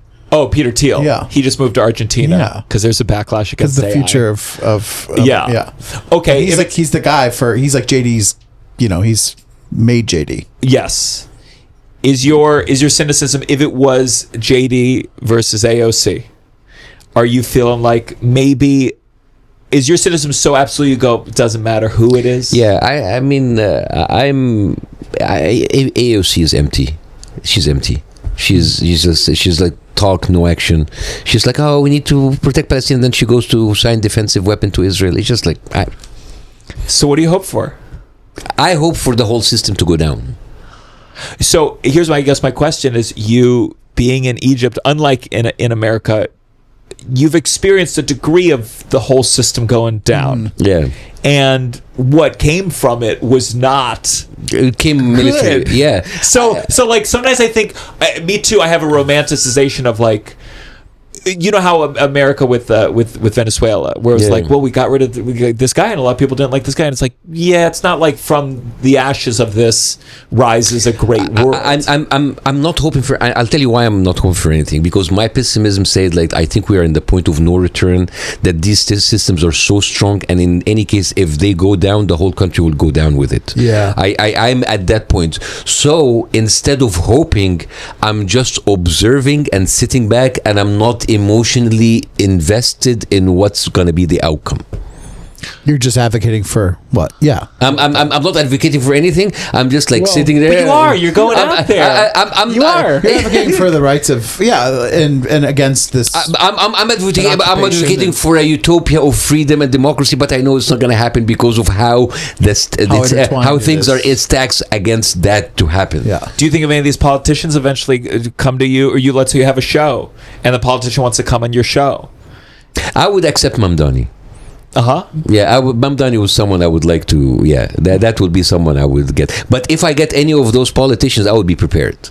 I would fucking grill them. I know you would, and that's why I think it's fair game. Yeah. We don't have politicians partially because so a lot of people say, like, would you interview Netanyahu? It's like 100%. 100%. I will get I'd watch that episode. I would get Chuck Schumer on there. Yeah. I would get any of them, but I would prepare for them. And even Mamdani, I would. We'd love to see it. Yeah. We just avoid it at all. Like we have a no politicians policy, rule, at least for now. Yeah. I think that's a great choice. Yeah. Yeah. Okay. Can I ask you a question? If you would have a politician on your show, who would be? Oh, I would Former. love. I'm saying Zoran, but it would be so. I'd be. You'd see in my eyes me being just buddy, and whatever. I have one Zoran joke in this special that I'm taping that I feel so excited scary about. with politicians because you don't know what they're going to do in 10 or 15 years and how bad could look. But you shouldn't. I don't want to be friends with them. I don't need to be friends with them. Yeah. I don't need to. That's no, part they of work it. It's for like, us. We should be able to push them, and I don't want to make the mistake of then feeling too comfortable. If you go into their house, you do have a personal relationship with someone, and then you do kind of like them, and then I think it's good to have a distance where I can be like, fuck you. Yeah. And they can go, fuck you, and I don't like you, and I don't like you. We don't need to like each other. I think Tim Dillon is like that. Which way? Like he doesn't like go to the events. He's pretty close with RFK. Oh really? Yeah. But he doesn't go to the tech people, maybe. Maybe. Can I ask you a question? Because I want to actually. Listen, and Tim Dillon's another person. I watch his clips all the time. But Jesus, I can't stand some of the people that he's a fucking has genius. on. He's very, but of course, Tim Dillon is a fucking very genius. talented his guy. Barry Weiss joke. I think about it all the time. Okay, can I ask you a question? Because I want to ask you this in the Go for beginning. it, So, please. like, are you also a part Jewish or No. Okay, so Anti-Semite. Oh, anti-Semite. So here's my question for you, because this is a question that I ask every single Jewish person, anti-Zionist person. Like, what was the personal toll in your life for your position as an anti-Zionist Jew? I mean, honestly, it wasn't too much because I'm not someone who's been drawn to community. Like a religion has always rubbed me the wrong way. I didn't grow up with any kind of community, and I was always weirded out by the Hasids going, "Are you Jewish?" Or they'd meet me and they'd be like, "Come over," and I'd be like, "I don't know you." And for me, it more was like a validation of my skepticism of groups, where suddenly it was like, yeah, it's not just a brotherhood. There are rules. There are things you have to agree with. People who went to me after all these years of being told you're Jewish, being like, "You're not Jewish. You're not Jewish." Actually, it was like, I knew it. Fucking bullshit. It hasn't. I was not famous enough for it to have an immediate effect. The most that happened, I had one agency meeting where like they brought in an older guy and he was like, "Must be tricky talking about all this stuff going on with Israel." And I was like, "This feels like a test." And I was just like, "Yeah, it's crazy. It's wild, wacky." And then here and there you hear someone through the grapevine, someone was annoyed that you did this thing. My girlfriend grew up Chabad, a Hasidic. She says no one knows Chabad, but a subsect of Hasidism, and like that's been much stranger. How going to synagogue, and she's come to synagogue with me, and then the rabbi's talking, and I'm zoning out completely, and then I hear, "And the most moral army in the world," and I go, "Oh, what? What? It's Passover. Why? So it hasn't been. I'm on. There's articles in Israel calling me an anti-Semite or whatever. People saying I'm not Jewish or it's a lie, and I don't really care. I don't really care. Do you get a lot of hate mail or hate DMs from Zionists? Here and there, but I think it's all like here and there for a while. It hasn't happened in a bit. And it just, my shows became like, I think the part that I do worry is like, I would love a Zionist in the crowd to like, so that I can tell a joke that could make them laugh and skewer something. That's the thing, where if everyone in the audience is anti-Zionist, I don't want to preach. I want to have a joke that is like a funny twist. And it was interesting. One of my jokes, Ty knows an Israeli comedian.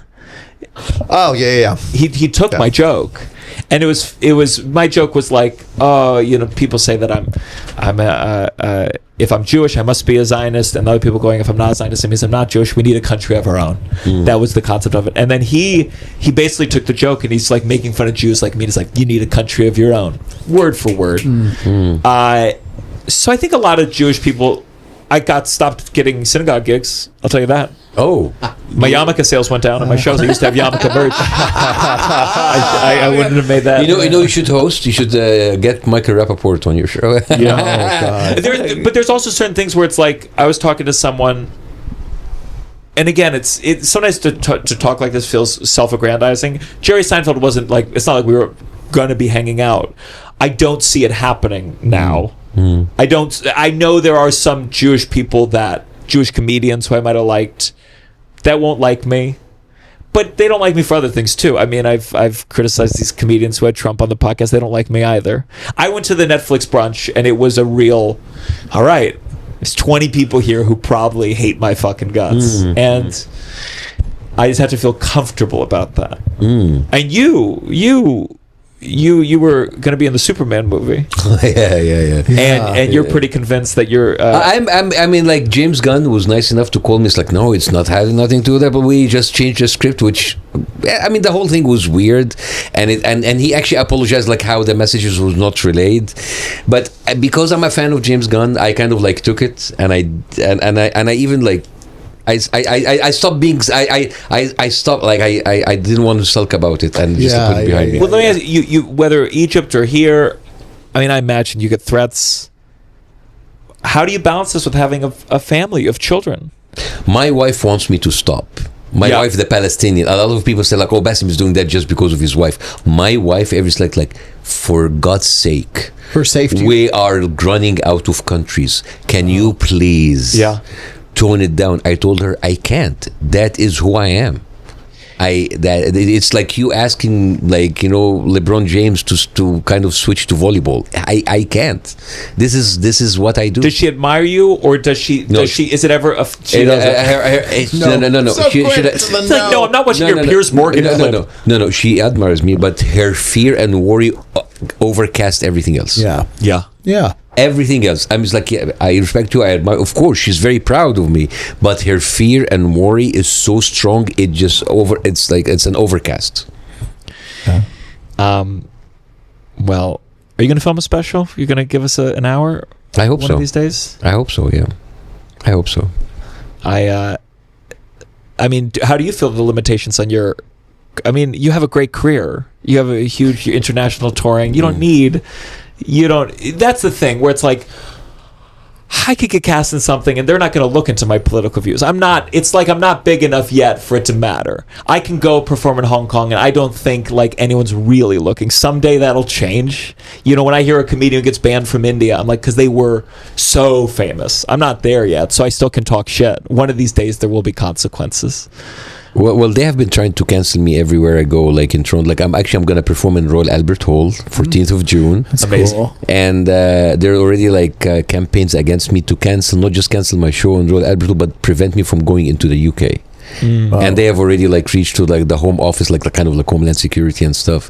They have been tried. Every single city I go, I find these harassments. I find the venue having calls, and it's just. And sometimes they cave in, and sometimes they cancel the show, and sometimes they don't. Do you think it will be a challenge? Like I've noticed, kind of crazy online where if I have a Jewish guest on or if I mention I'm Jewish and it's nothing about Israel, the comment will be like, "God, I hope he's not a Zionist." And I blame the Zionists for this conflation of these two things. But as there is more anti-Israeli sentiment, a part of that faction will be dyed-in-wool, true anti-Semites. Yeah.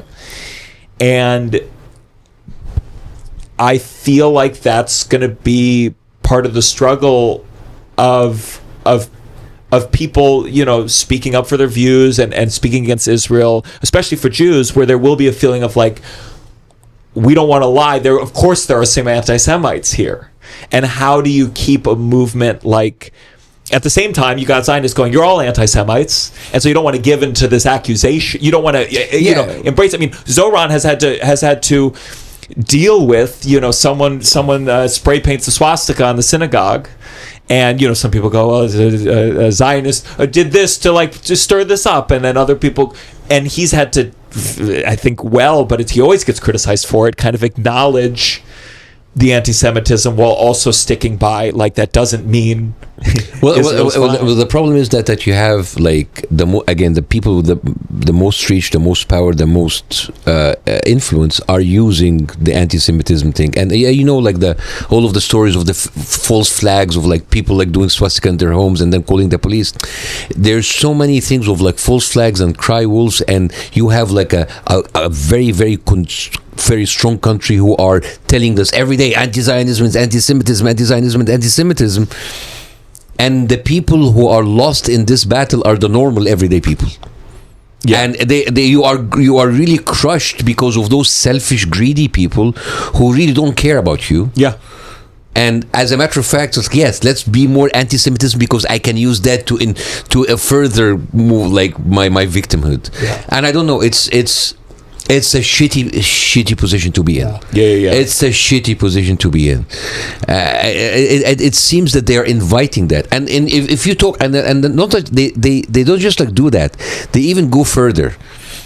They would cheapen anti-Semitism so bad as like accusing someone as Miss Rachel being anti-Semite. So of course, so no one will take it seriously anymore. So now when people say anti-Semitism, like that's so funny. Well, that's my rage against the Zionist American Jew, where I just go like I can't believe that you are buying into such blatant propaganda, and you are eliminating any response if there is actual anti-Semitism. You're calling Miss Rachel for having on a Palestinian child who's missing a limb. You're calling her an anti-Semite for that? Fuck you. And I think like the anti-Zionist Jews in America, I'm like, we should be fucking yelling, because it's like when it's so blatant, when it's so obvious, we're going to deal with tricky things. We're going to deal with was the swastika a false flag or was it real? And there are anti-Semites, but when it's so fucking obviously propaganda, you got to fucking just be furious about it and call out that bullshit. And because the Michael Rappaports are not going to help the anti-Semitism in the world. Yeah, and even they go a step further. Like you can speak people like Hannah Eidenberg, that girl from Hannah. She goes and she makes a stand. Self-hating Jew, not real Jew. You're a capo. So now you're just like spreading anti-Semitism ridiculously, and people don't take you seriously anymore. And two, the Jews who actually speak up for their own identity, for their own selves as Jewish people, not in my name. No, you're not the real Jew. The real Jew is us. So now me and this friendly anti-Semite, we have the nuances to understand that this is bullshit. But at a certain point, the regular everyday Joe, he will snap. And he will hurt a Jewish person. Someone who doesn't even have a dog in this fight. So, I think, and this is by design. I say this everywhere I go. You remember these videos of the Israeli soldiers wearing lingerie and like using stuff? There's no army in the world with any kind of discipline that would allow this unless it is encouraged and allowed, right? And I asked a professor, why do they do this? It's like they use this so people would hate Israeli and then at a certain point they will hate Jews, and then people say, see, anti-Semitism, we were right. So it becomes a self-fulfilling prophecy, and they use it. And they don't care about the regular everyday Jew. Of course they don't. They don't, and that's why I feel so much for like people like you, like my friend here, David and Matt Lieb and all of those people, because I see them going against their own people, and then they will get like the short end of the deal at the end, because if something bad happened, it will not happen to the people living safely. It will happen to those people. Exactly. I know you have to go. Well, let's do our This Gotta Stop after he goes, just to close it. Thank you, Bassem, for being here. Thank you so much for being here. And well, we're gonna have a little more episode, and let's get a picture real quick. Yes, thank you, guys. Sorry, Bassem had a hard out at 5, and sometimes it's good to wrap it up to This Gotta Stop and whatnot, but sometimes I'm just like, there's so much to cover. And it was probably going to be Israel. And then blessing. I don't know. I'll text I was going to say, but we ran out of time. One last thing about what you guys were just discussing. I find, I didn't grow up around a lot of Jewish people, mainly conservative-ish, upstate, Christian. I find the people that I would consider the most anti-Semitic are also very big fans of Israel. There is a thing in like the religious right where they believe that like something will happen, like they support Israel because they believe that one day they'll all die or something. There's something like there's war. A crazy belief. Ty, do you know what I'm talking about? It's like loose. It's Christian. There's a clip of there's Jesus coming back. Yes, it's Jesus coming back, and they're all going to die. And there is someone. I don't go on Facebook a lot, but there's someone that I won't unfriend because I don't know, maybe they're related to me in some way. And they after October 7th, they started posting Shabbat Shalom and they would always post a picture of a lion cloaked in the Israeli flag. And I know that they're so conservative and so like, but it's because of that. It's not like it's like they want to protect that land because then one day Jesus will come back and wipe them all out or something, which is such a crazy thing that they're an ally of Israel, and you're like, but they don't like Jewish people. Like they're not like. Well, that's the irony of an ethno state.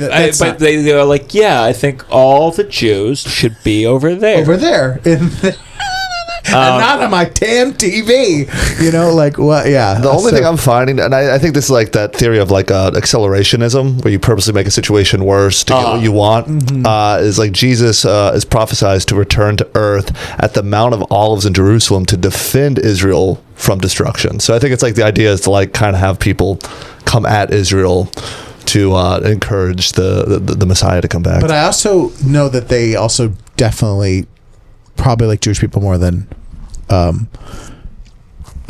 Muslim. Like they it's like they're like racist in lots of ways, but it's like it's complicated. So Christian, I'm not Jewish, talking about my whole area. 10 I'm empty just talking slots. I'm talking about like truly two people in particular I'm thinking of. But well, that's a great interview. Yeah. I just love where it's like where someone makes you feel comfortable to be that you can say you can put, I think you're totally wrong about this. Yeah, for sure. There's something. It's nice. So I'm very happy that I'm glad that worked out. Candace will be on the podcast next week. That was going to be my joke at the end of the show. Oh, I'm sorry. I was going to say I already had a plan, and we'll be back next week with Candace Owens. Oh, I'm so sorry. We can cut this out. No, that'd be a weird cut in the middle. Yeah. Guys, thank you for watching, especially those new. Join the Patreon. You get 4 bonus episodes every month. I'm trying to convince Russell to do one of those 4 is a special Russell episode where him and a guest, so you get to know Russell. They like us talking together, though. Don't you like having an episode where you don't have to deal with me? I mean, I just worry that they'll be like, "This is not what I'm signing up for." Well, we'll comment that in the Patreon. I think people love it. I don't think anyone in this world, even my most ardent fan, is going like, "Oh God." The only thing I will say, though, Gianmarco talk for 3 hours today. I don't have enough people in my life that I'm like that. I feel like regularly. I feel like it would be the same 4 people that I'd be like, "Can you come back on? Can you come back on?" And then we're gonna start paying Chris, them. Jessica, Douglas. Yeah, we're gonna start paying them. Is Grace, what I'm saying. Anyone from Titanic. Anyone from Ginger Twinsies. I don't know. I like it with us because it is sometimes we get to. It is nice once a week to not have to worry about the format of the guest, and it's just like for sure. I'm talking just like if I'm like fucking like. Yeah. That's what I was thinking. That's too many. That's 12 a year. You just proposed it. I know. I love that. That's exactly what I was going for. No, we agree. It's a quarter. If you join the Patreon, you also get to submit your own This Gotta Stop, and I think we're going to start doing a blessing too. Mm-hmm, yeah. But for now, it's just a This Gotta Stop. Ty, what is our patron submitted This Gotta Stop? We have Kaylee. This has got to stop frying everything in beef tallow. They're eating fries.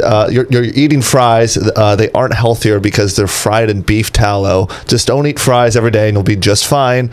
What you have done is take away one of the only veggie options at a pub, so the vegetarians and people who don't eat beef are out here with nothing. Thanks a lot, RFK Jr. I didn't even think about that. I have not even thought of that.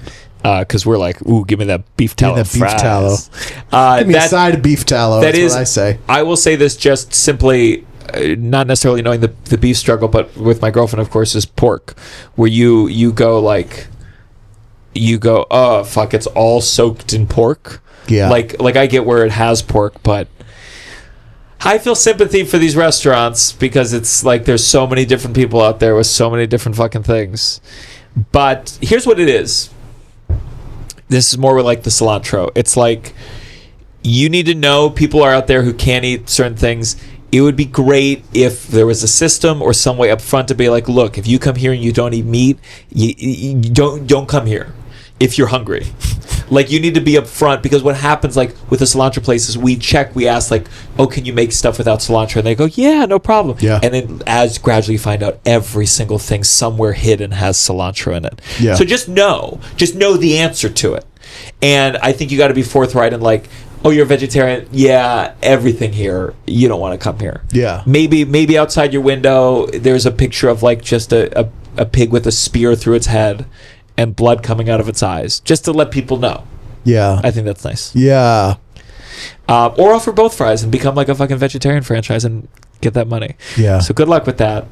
I feel sympathy. I feel for the vegan. I really do too. There are some places you just can't go. A lot of places. You know, a bit. It never did well. It's too dated now, but it was like, Ellen DeGeneres is mean. They say she's mean, but she's a vegetarian. Yeah. So I think you get some mean points. It's like, and this was the joke that never worked. It's like, yeah, she treats her staff like cattle, but she treats them better than we treat cattle.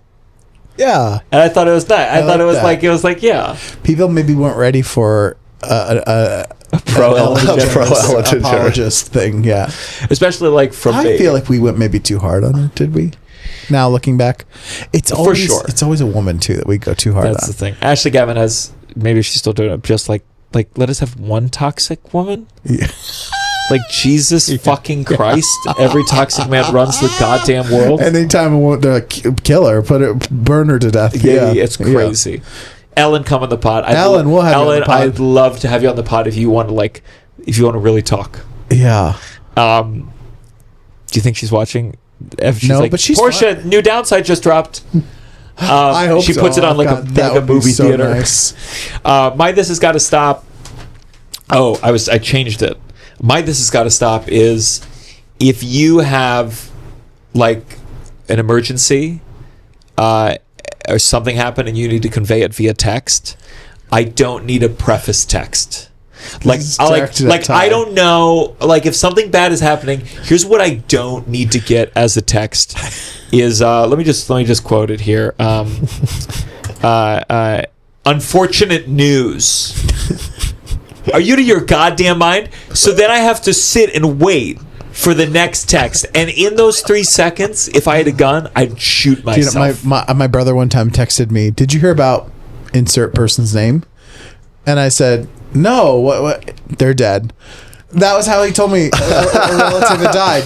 Did you hear about so-and-so? And it was not a death that was coming. It was like, a shocking thing. For two guys in the arts, I thought you'd appreciate a little bit of the dramatics. I had zero appreciation. I thought maybe the studio was broken. The mics didn't work. Come through the thing and be like, Gianmarco, relax. He's going to explain it in just a minute. Can I tell you something? I was actually I accidentally said the text too soon. I was trying to get the spelling right of his name. Oh, that's good. But that's why the second text took so long. That's why it took so long. Oh my God. If I was going to be completely honest with you, it was just me trying to be culturally sensitive. That's so good. I was too good of a guy. I was a bad guy to you, but I was a good guy to our guys. This was on the big downside chat where like it's everyone. It's like 6 people. So they just had to fully witness my crazy. So he said unfortunate news and I said war, what? Ty. War, what? Ty. 1 whole minute between unfortunate news. I knew it was coming. That's why this got to stop. Just say it. I had already seen Ty, so I knew it wasn't like the end of the world. You were here. What do you want? Points? You knew what was coming? You're fucking here. Fuck you. Well, he was downstairs. He wasn't in here with me. So what do you think? Unfortunate news. He goes, Bassem tripped? No, I don't know. I thought he was gonna be like, it's canceled. He's backing out, and I was kind of like, I had the feeling of like what do you call it when you're going getting to your day back? Snow day. Yeah. Like I had a snow day feeling, which is like the worst kind of snow day because you're like, I'm already here. Like what a piece of shit day that would have been. Like I was still getting like, actually, this is how you know the difference in amount of research we do. I would have been like, I watched 3 movies. Well, we still would have gotten him at some point. I would take an unfortunate text. There was one time I came all the way to the studio and you let me know an hour before the episode. You're like, hey, we're not doing it today. How about that? That's my This Gotta Stop. Oh, that's crazy. What are you, my girlfriend, bringing up something from fucking 8 months ago? That's crazy. To win the current argument? Get the fuck out of here.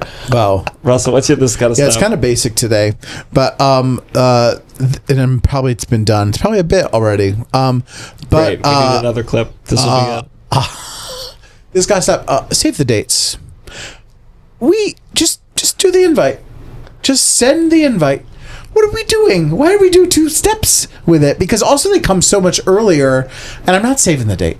Because it's like, it comes and I say, no, I'll wait for the invite because that's when I really have to weigh in. And that's when I can reassess as an actor whether things are happening or not. What can I actually do it or do it? I have a book to show or it's there downside When have you ever gone to save the date that doesn't materialize? I'm just saying. It is an invitation.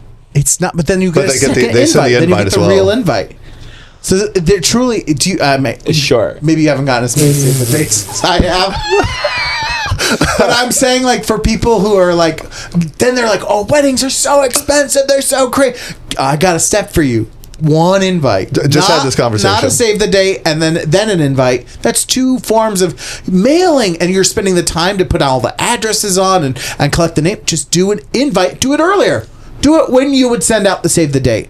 Say, here's our invite. I know it's a year away, but this is your invite. And then we'll digitally send you some reminders along the way. But the two things, we don't need it. It just feels like a scam that people came up with to make you spend more money. And then people spend time being like, look at this doily on the paper. And it's like, just... Let's just do it. We all have the power. Let's just get rid of it. And I did the save the date. No, Nicole did it. But I'm just saying. You did a save the date? No, I'm saying I'm sure Nicole did. But here's how Russell invited me to his wedding. He said, next week, be there, be square. I didn't do that. You know Russell. It is like me to do that though. But anyways, yeah. So we can get rid of that, I think. Great. Let's go into our final segment. You better count your blessing. You better count your blessing. I had a wonderful, wonderful time at it's called Metro Private Cinema. This was, I honestly... For metrosexuals only. For metrosexuals only. Is that term still being used? No. Would we be metrosexual? I looked it up because I wanted to do a bit about it, and it really is... It seems to be very close to, like, you're well-dressed, too. Oh, no. And, you just got... This is the first time you've worn color this year. And me, too. It's like I wanted to use the term fop, like foppish. Yeah.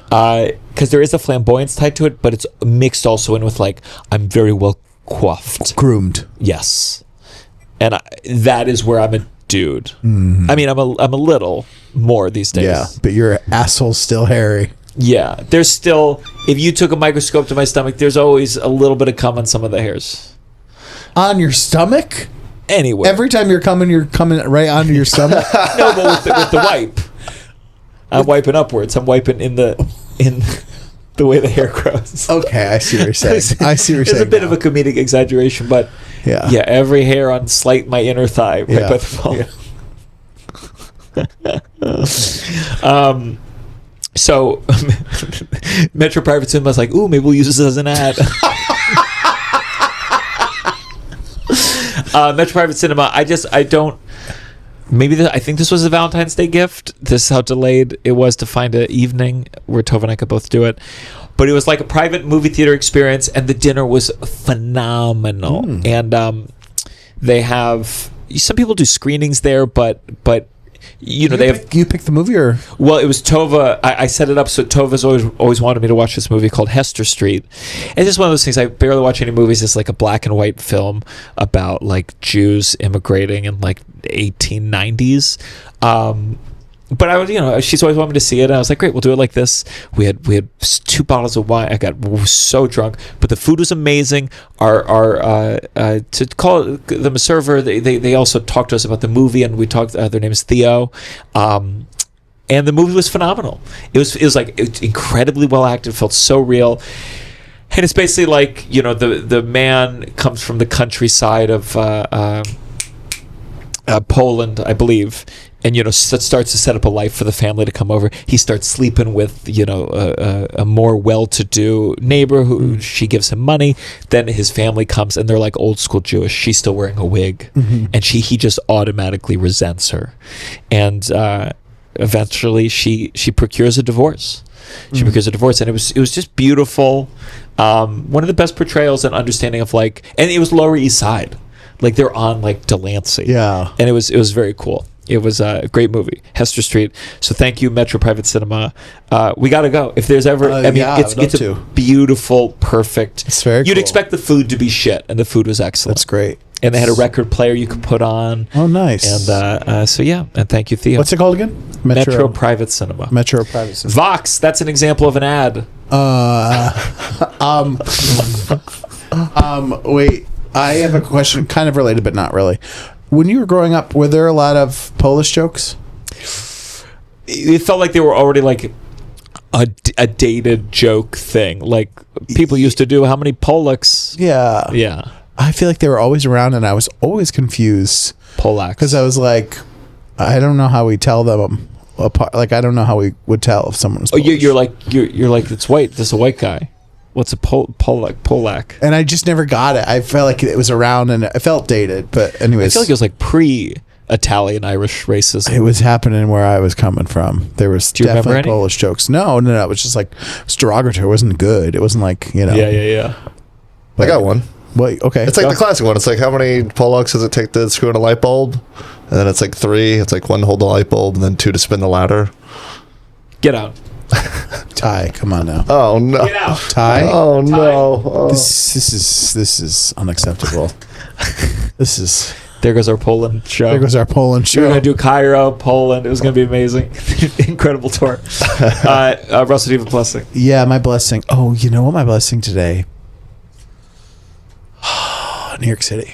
I yesterday left the studio. I was like, I'm going to take a long walk, and we taped down the Lower East Side, and I walked like all over, but made my way to 42nd and 8th, and so it was like an hour and a half or so, and it walked through so many neighborhoods. It was a beautiful one of those summer days where it's not hot, it's nice breeze, good music walking through, and you're just seeing so many different. It was so. It's one of those things you're like that we almost feel, oh, I can't believe I live here, and you want to go and do so many things, but you're on this walk, and ultimately you're not going to do any of them. But it's like it inspires you to want to go and do things some other time there. Yeah. But it was a really nice day. Oh, one thing though, I walked up 8th, and I walked by the old UCB, and it made me so sad. I don't feel like I've seen it or something. The Christie's one. Yeah. Wow. Something about walking by it, and because I had been walking so far, like you've like just think of yourself in all the versions of your past self and all the different places around that space, and then looking and seeing the Grassides gone, the thing gone. It's just this fucking apartment complex. It really made me so sad. But that was only negative. But yeah, New York City. Well, I'll be back at the new UCB doing improv with Tovah Silbermann When? on the 10th, Monday night. Well, I'm 10 doing a show p.m. there on Or Sunday. maybe 10th. I don't know. It could be too late. Oh yeah. Yeah. Are they going to film it? I can't imagine. No. I want to see it. It's okay. I'll tell you about it. Join the Patreon, patreon.com/downside. Thank you for listening. Tell your friends. Keep spreading the good word. We'll be back next week with Candace Owens. Downside.